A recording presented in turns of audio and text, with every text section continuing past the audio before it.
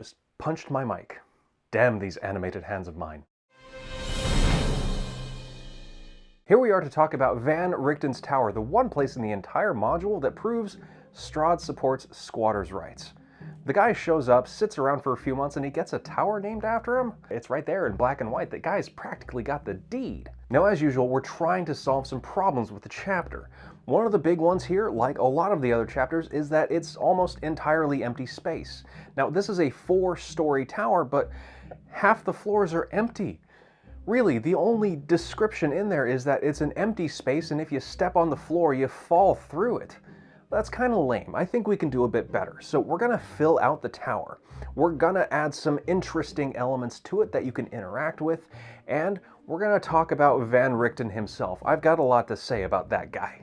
But first up, let's come back to Khazan. He's a cool guy, kind of. I mean, he was Strahd's arch-wizard, he helped build Castle Ravenloft, and he screwed off and went to build his own tower, became a lich, went to become a demi-lich, and died.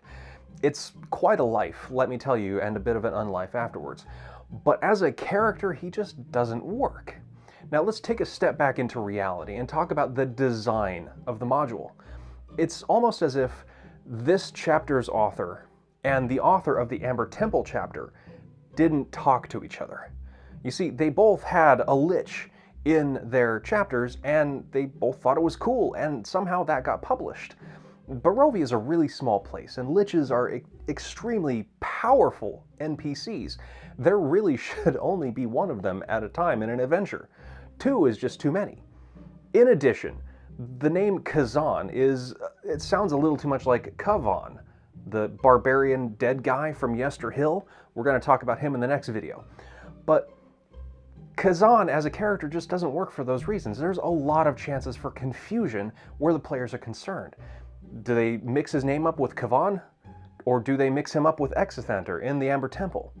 They're probably not going to commit this Khazan guy to memory.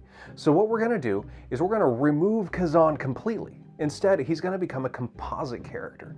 We're going to mix him with Esmerelda. So forget Khazan. Esmerelda was Strahd's arch-wizard. Esmerelda built the tower on the shores of Lake Baratok, and on the front door, it's Esmerelda's name right over top of the Electric Boogaloo puzzle. So forget about Khazan.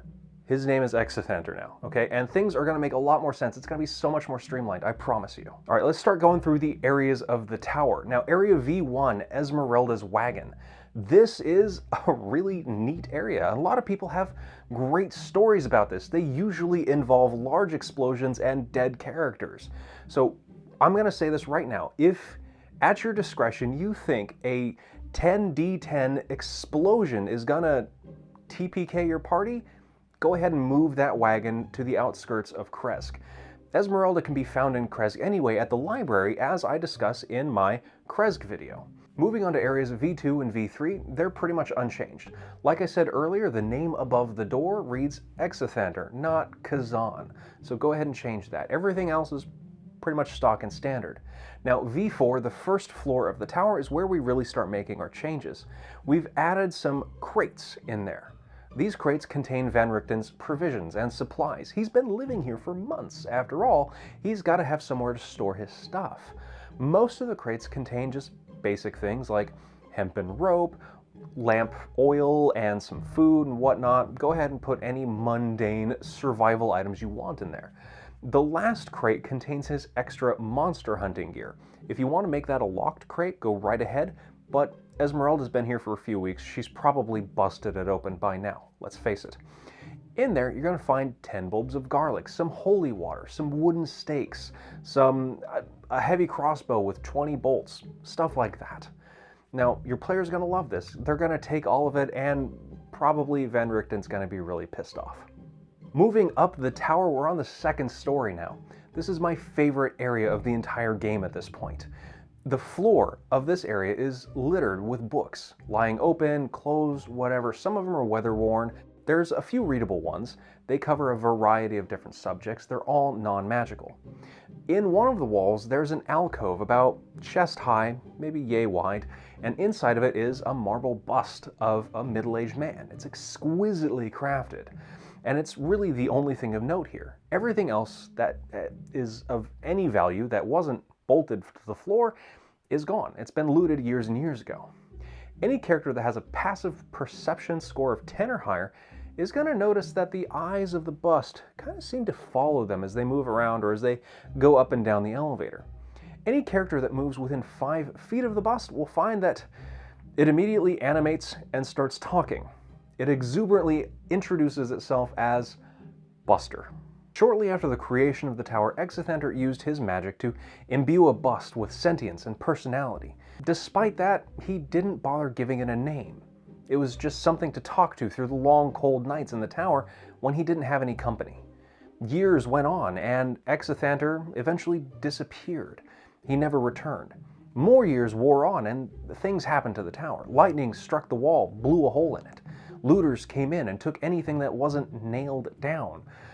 And still, the bust endured. It weathered the ages. It read books that were laying open in front of it. There's a particular book of poetry that is its favorite. It wasn't until Ezmerelda d'Avenir happened along and had a lengthy conversation with the bust about history and literature that she decided something so intelligent, something with such a beautiful soul and personality, couldn't possibly go without a name. And so she called him Buster. Buster has been smitten ever since with Ezmerelda. Now, as much as he likes Ezmerelda, he's not such a big fan of the tower's previous occupant, Rudolf van Richten. Van Richten also discovered the sentient bust. He obviously didn't decide to name it, but he instead tried to plumb it for information, and not in a very nice way either. He threatened to burn every single book in the entire tower if Buster didn't tell him what he knew. So they're not big friends. In fact, I don't think anybody actually likes Rudolf van Richten, myself included. We're going to come back to van Richten in a little bit. But first, let's talk some more about this sentient bust and what your players can do with him. Before we do that though, if you want the written version of this guide, you can get it for as little as $1 on Patreon. You get this guide and all of the past and future guides to download and keep forever. Now, with that being said, let's talk about love. Centuries of reading the same poems over and over and over again have given Buster a sense of romanticism. He longs to find a companion of his own, and like I said before, he is smitten with Esmerelda. She's turned several pages for him after all, and what is love but that? So he wants the players to get him a few items to help him woo the wayward Vistani. One of them is a bouquet of flowers, of course, the other a bottle of wine, and a new book of poetry. Where these items can be found around Barovia is up to you. When you bring them back to Buster, however, he's perfectly willing to share anything that he knows about the tower. Some of those little tidbits include the fact that Exithander was the one to build the tower, that he was Strahd's archwizard, that he went to the Amber Temple up in the mountains to become a lich. He can also tell them that it was looters who came in and stole everything and built the scaffolding. Bet you didn't know where that came from, did you? And that the command word for the suit of armor on the top floor is Ravenovia. I mean, come on, who makes the command word their own name? That's just stupid. All right, that's enough about Buster. Let's go ahead and move up to Area V6, the 3rd floor of the tower. Now, before the mists came, Exithander was an astronomer. He studied the movement of the stars and the planets, and he wrote several treatises on them. And when the mists came, his hobby kind of went away. I would imagine that would be pretty depressing. So as a consolation, what he did in his own tower is he enchanted the ceiling of the 3rd floor to be an observatory. It's been years and years since anything in the tower worked perfectly. So there's not a whole lot there left on the ceiling. Most of it is just bare wood, but some of the magic remains. There's various patches of constellations and whatnot. At your discretion with a DC 20 intelligence check, your characters can recognize what world those came from, probably their own. Lots to explore there and unpack, especially if you link it to your character's own worlds and their own backstories. Moving further upwards on the very slow and golem-driven elevator, we're on the 4th floor, Area V7. This is the top floor of the tower, and it's where Esmerelda and Rudolf have kind of made their homes.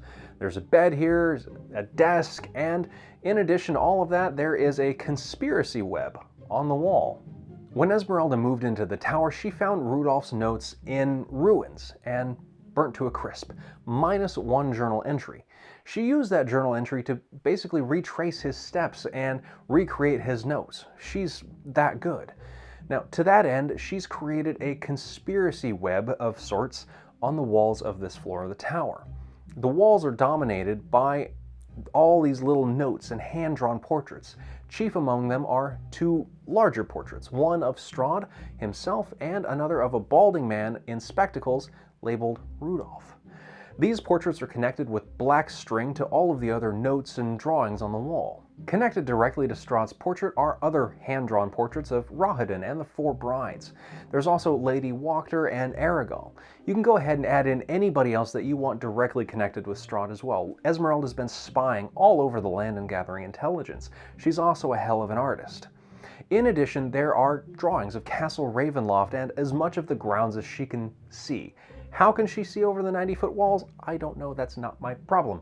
But with a successful DC-13 perception check, your players can get some insight of what's in store for them. They kind of see the outside of the castle there and know what's what.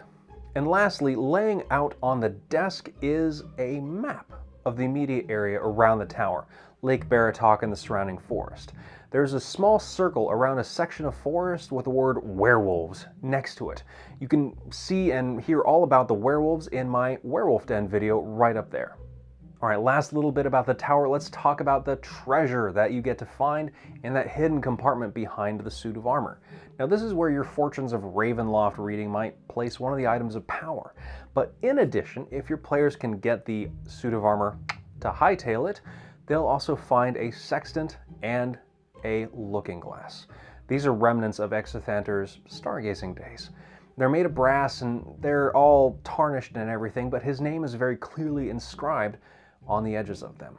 Now, if you bring one or both of these to the Amber Temple, these can help jog his memory and bring him back to reality. This is great for parties that cannot cast Greater Restoration or Wish or, whatever else is gonna cure Exithanter of his forgetfulness.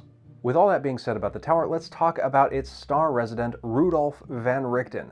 He is, of course, modeled after Van Helsing from Dracula. Nothing's really original here, of course. But he's the old guy, the guy that knows everything, the doctor, who is willing to help kill the monsters. That is his goal within Barovia. He's come here to kill Strahd. And that's actually not all.